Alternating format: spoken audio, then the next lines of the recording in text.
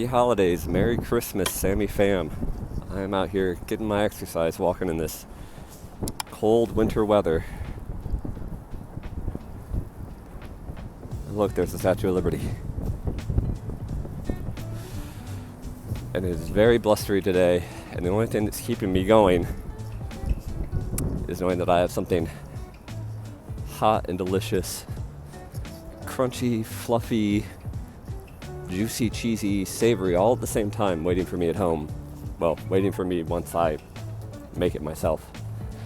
And I'm gonna make it a little bit Christmassy, visually at least. I think it's gonna really lift my spirits on a day like today.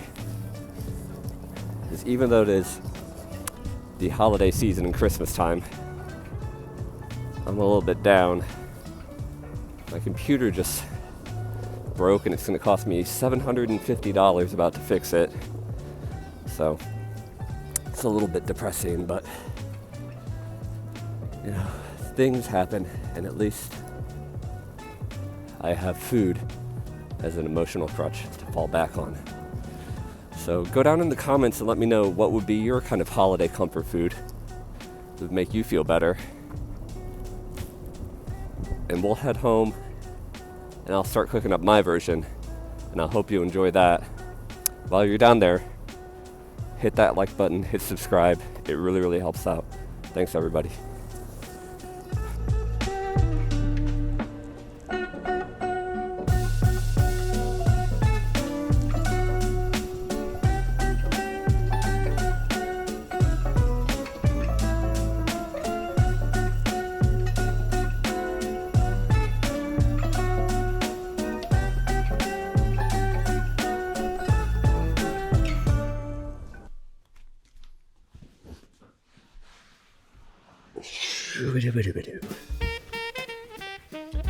Alright, Nominites, I'm sure you're wondering why I'm sitting in front of a dirty pan.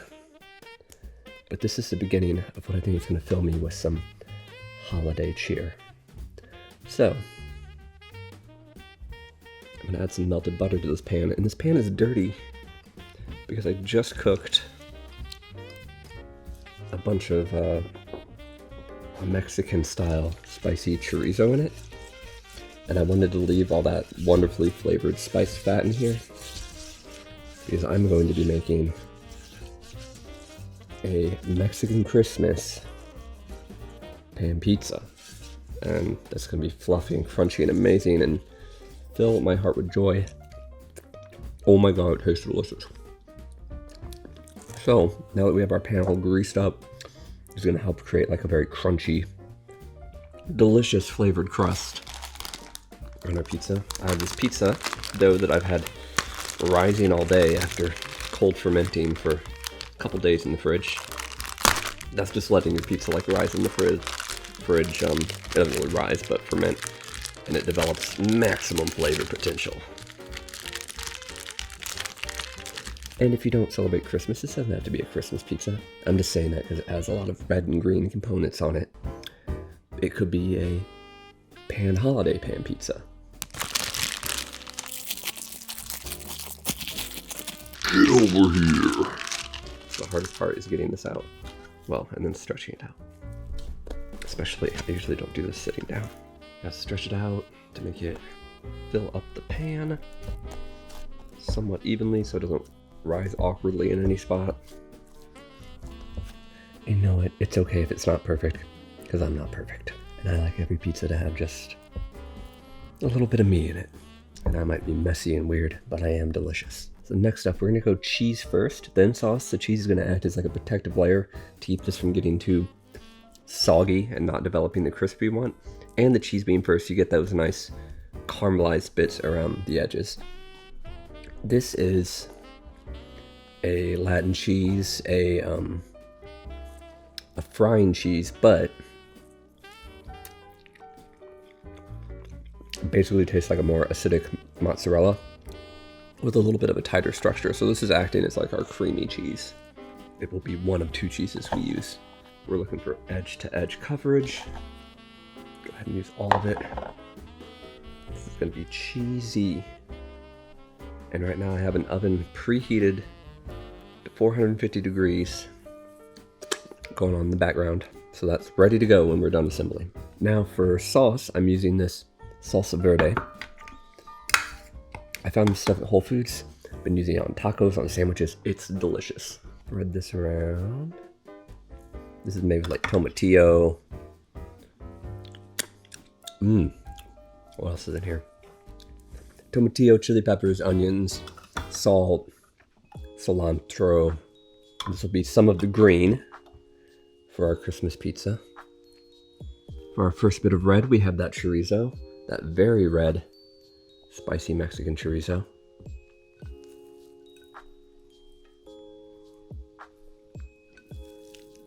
Since this is kind of, a thick pan pizza, it can take a lot of toppings. Let's try some of that. Oh. Spicy and so well seasoned. This would also really be good. I've been on a breakfast kick lately, eating breakfast foods. This would be lovely in an omelet. Or a breakfast burrito. Oh my God. I haven't had a breakfast burrito in a minute. I need to make one. Now finally, put some of our snow on. And for that we are using cotija.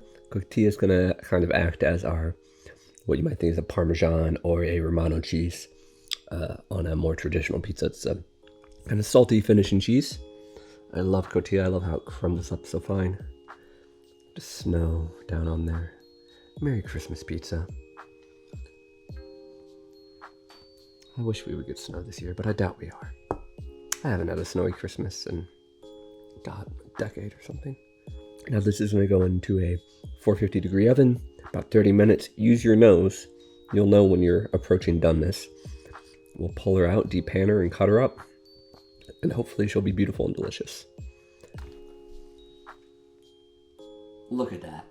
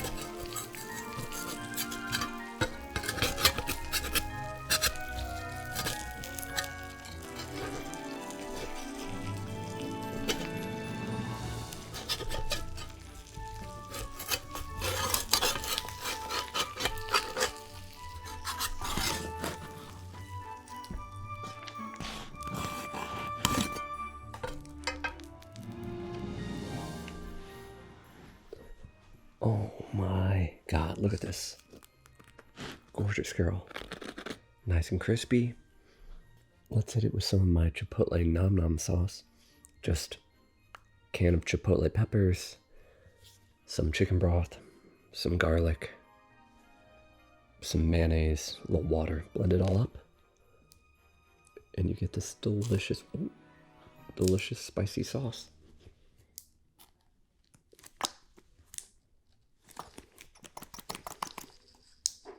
I had to get up to turn off the fridge, so I thought might as well put on this festive hat while I was up.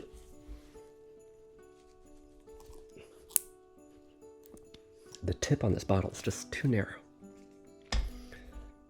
Now we have a smattering of that sauce, spangled.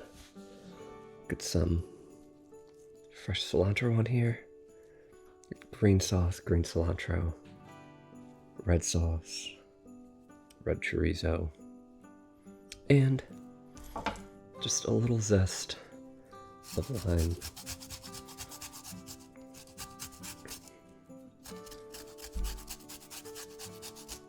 Really give it that nice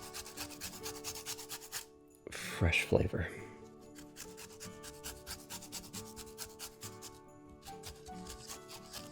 The lime immediately smells amazing on there. Oh, that crust sounds perfect.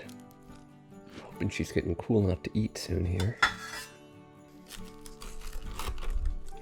I can feel my Christmas cheer building.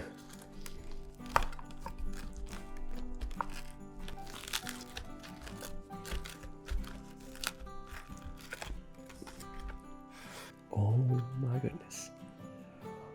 Oh, she looks so hot. Look at the beautiful red crust from baking. Oh, the crispiness. Baking in the chorizo fat.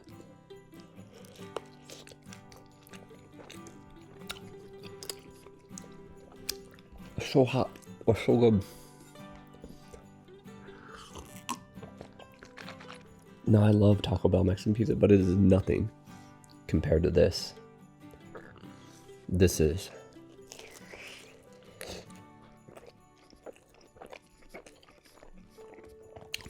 next level outstanding. Wow, this has brightened my whole week up.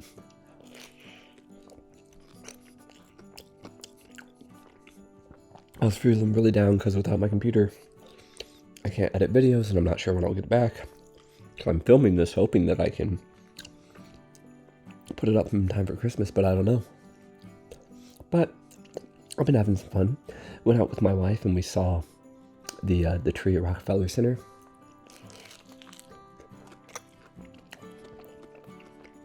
We went on a Monday that she had taken off work. So we thought it wouldn't be that busy. But I guess we got spoiled by, the years during COVID, where we would go down there and there'd be almost nobody there. But now that international travel is back, it was just packed. But since it was a Monday, it was mainly people on vacation from other places. So it's just like all international tourists and us.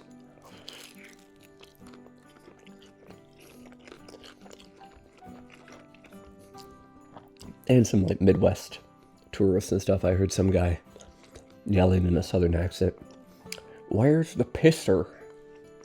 Sir, it's New York City, you're not going to find one. That is a problem here. Finding a place to pee is really hard. You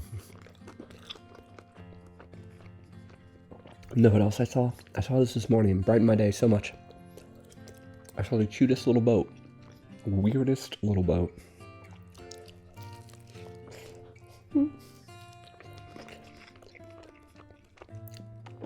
So it was just like a little tower with a glass cab at the top for the pilot. Looked big enough to hold maybe one, maybe two people. And it came up out of just a little floating square. Like there wasn't a traditional boat hull around it. And it looked so precarious, like it would just get tipped over by a wave. And I tried to imagine the function of such a boat. What could this be used for? No idea. No idea. It just looked like the pilot house of a tugboat, but with no boat around it. So odd, but very cute. It reminded me of one of my favorite Muppets. Beaker, the tall, skinny assistant to the scientist guy who always gets blown up. What does he go? Meep. Beaker might be my favorite Muppet. Who else is good? Animal, of course.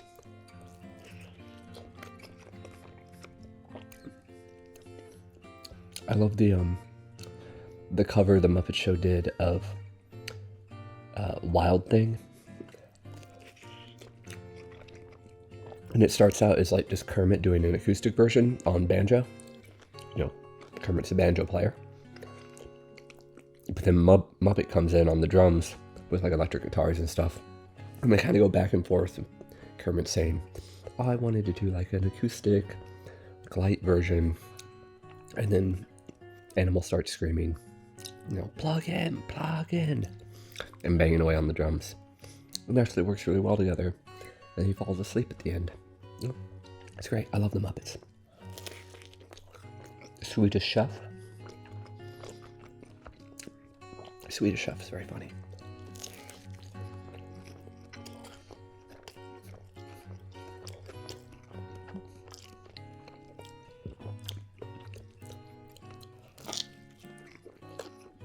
It's so good. Look how fluffy it is. And look, you get the lacy caramelized cheese around the outside. That's why we put the cheese on first.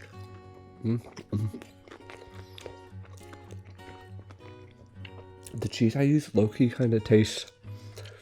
It is the same tanginess to it that the brick cheese, what they use on like real Detroit style pizzas, which are a pan pizza, but you make them in a traditionally a blue steel square pan, but same basic construction. This cheese tastes a lot like that. I'll have to remember that if I ever get a Detroit style pizza pan, which I want to do. I love crispy pan pizza. It reminds me of being a little kid and being so excited to go to Pizza Hut because you could get a personal pan pizza. You know, I loved a pepperoni personal pan pizza because I loved the crunchy edge of the crust. I loved the fluffiness on the inside. And I loved it being all for me and the way it came out piping hot, you know, in that cast iron.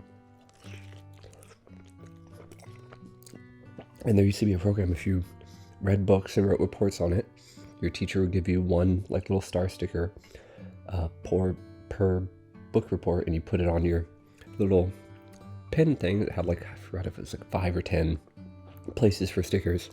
And once you filled it up, you took it to Pizza Hut and you got a free personal pan pizza. It was called the Book It program. I read so many books for pizza. So my parents are very, very healthy. They would not take me to Pizza Hut normally. And this is, you know, how I got to Pizza Hut, because how could they not encourage reading?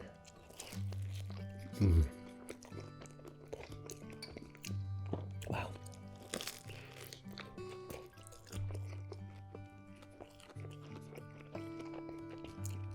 But I haven't had Pizza Hut in, how old am I? I'm 33. Probably 20 years, maybe more, maybe.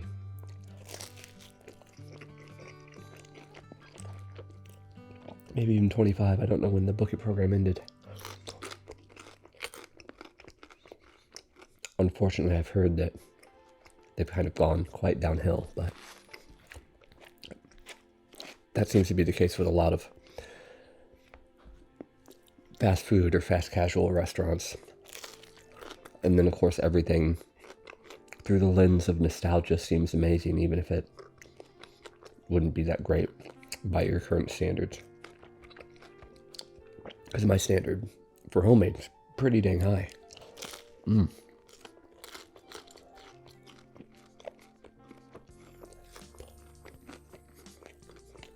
This is hitting all the spots.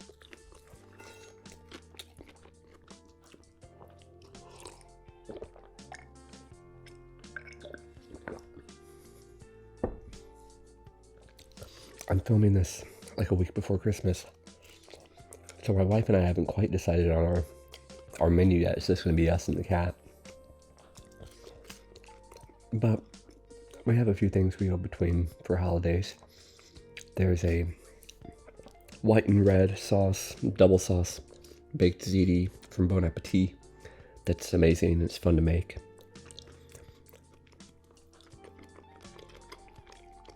Creamy and flavorful. And I just love baked pasta. There's also these meatballs with a green goddess sauce. I think we also found in Bon Appetit. And that green goddess sauce, oh my gosh, I put that on everything when I make it. I make a big double batch, so I have it. I put it on burgers. It's so delicious and creamy. It's kind of the inspiration for the ranch sauce that you may have seen in some of my videos. Oh, this pizza. This chorizo is so good. It's just... There's a grocery store near me that sells like 10 different kinds of chorizo.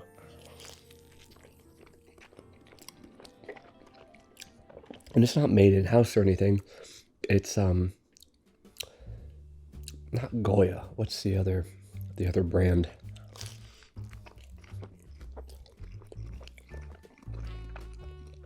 Latin American products. I do a lot of cheeses, though I can't remember. But you know, it's just like factory made, but they make them in different flavors.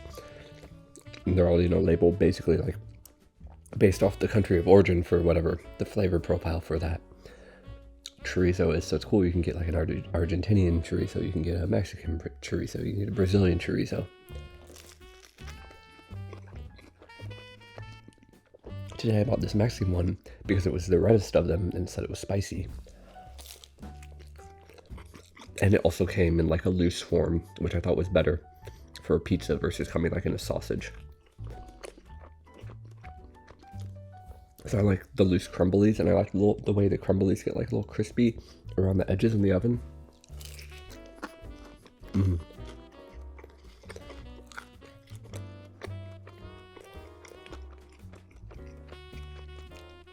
But I'm very lucky to live near that grocery store. And that they carry that because there's a large Puerto Rican population in the area. I think is the main reason. I'm also lucky to live near a university that brings in a lot of like Korean, Chinese, Japanese students. So we also have a Korean grocery store that's really kind of like a pan-Asian grocery store, but they advertise themselves as Korean. And a bunch of noodle spots and stuff around here. So we have a nice diversity of grocery availability in a very small area in a, I mean, it's dense compared to the rest of America, but it's not as dense as, say, like Manhattan, you know. It's out here in Brooklyn. Most Brooklyn neighborhoods don't have that much variety.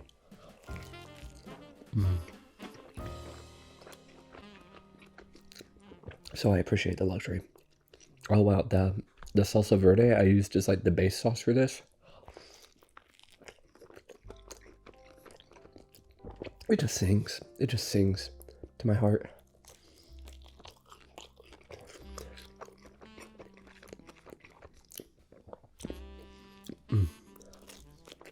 But let me know what's on your Christmas menu and what's your favorite dish for Christmas.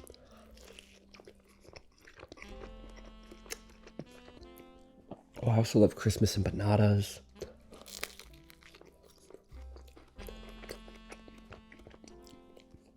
I'm a sucker for just little smokies wrapped in croissant dough.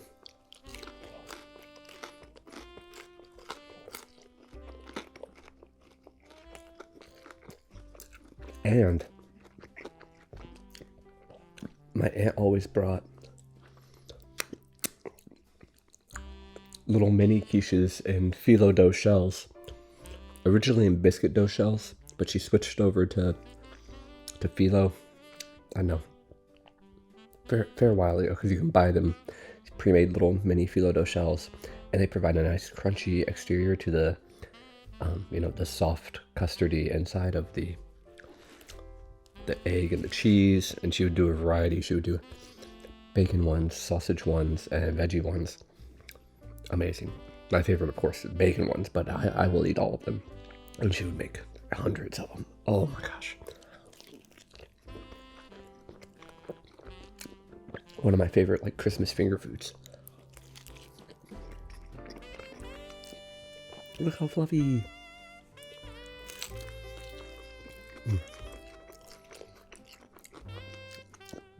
Okay, guys, I gotta go see if my wife wants to have some of this, because if I don't stop right now, I'm gonna eat the whole thing, because I love it so much.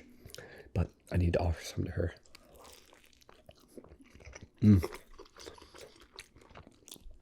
Thank you all for watching. Merry Christmas. Happy holidays, everybody. I love you all.